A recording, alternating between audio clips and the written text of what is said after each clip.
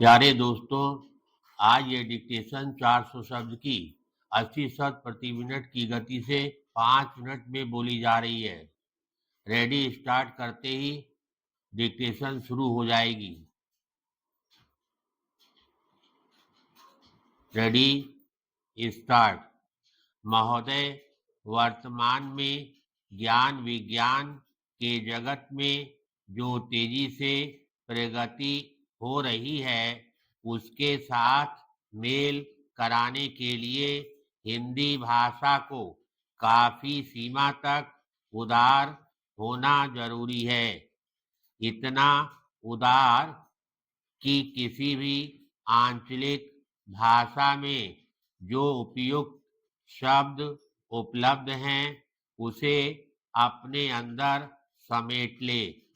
इसमें एक तो लाभ यह होगा कि बाकी भाषाओं के लोग जब यह अनुभव करेंगे कि उनकी भाषाओं के शब्द भी हिंदी भाषा में उपलब्ध हैं, तो उनमें राष्ट्रीय अखंडता की चेतना बनी रहेगी और हिंदी अधिक से अधिक व्यापक होती जाएगी।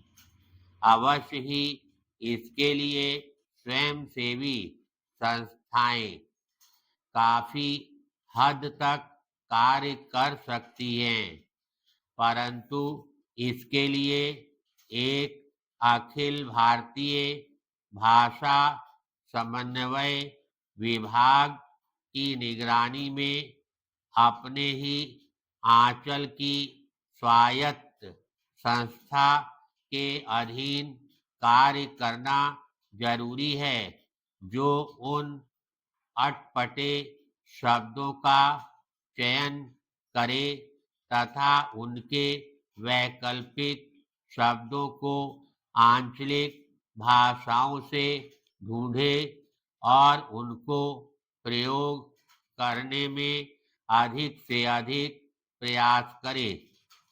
बहुत से अंग्रेजी शब्दों का हिंदी में प्रयोग तो पहले से ही किया जाता रहा है। पैराग्राफ। हिंदी के विस्तार और प्रगति में हमें संस्कृत का पुनः विस्तार भी करना होगा, जो भारतीय अखंडता के लिए बहुत ही महत्वपूर्ण बात होगी। बहुत सी दक्षिणी भारतीय भाषाओं में संस्कृत का प्रयोग प्रचुर मात्रा में किया गया है। यदि हिंदी को अधिक से अधिक विस्तृत भाषा बनाना है, तो संस्कृत शब्दों का प्रयोग कर हम भारतीय भाषाओं का समन्वय कर पाएंगे।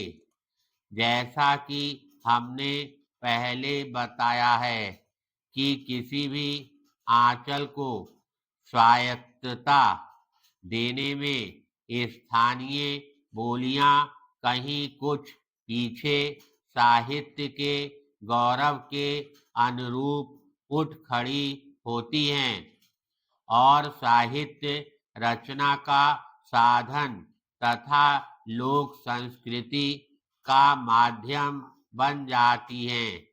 परंतु यह बात हमें भूलना नहीं चाहिए कि मूल अर्थात संस्कृत के साथ इन भाषाओं की श्रृंखला एकाएक टूट नहीं जाती।